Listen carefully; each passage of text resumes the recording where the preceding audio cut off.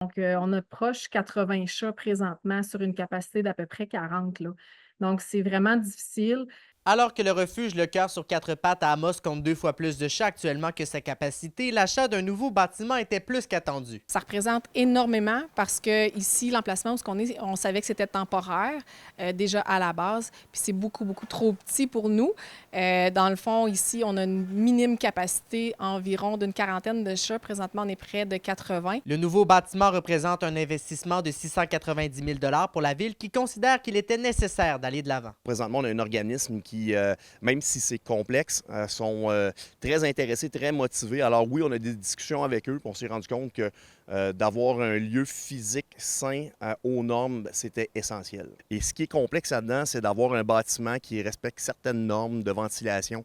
Alors, la Ville a décidé de s'impliquer en achetant un bâtiment là, de 690 000 mais on va le mettre en location au sous-traitant, qui est le refuge sur quatre pattes, qui nous offre présentement le service. Qui va pouvoir avoir des locaux qui vont être d'abord aux normes et qui vont être bien pour pouvoir offrir les services. Le déménagement du refuge permettra d'offrir de meilleurs services pour les animaux qui s'y trouvent. Donc, avec la nouvelle bâtisse, là, on va pouvoir facilement recevoir plus de 90 à 100 chats. On va pouvoir avoir aussi là, une vingtaine de chiens.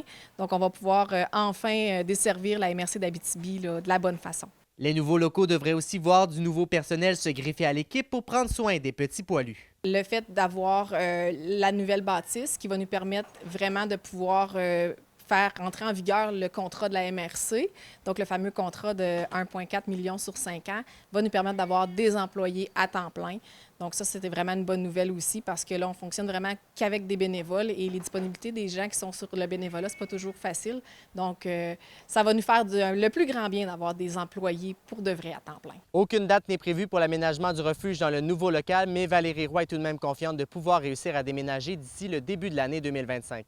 Alexis Dumont, RNC Nouvelles, à Amos.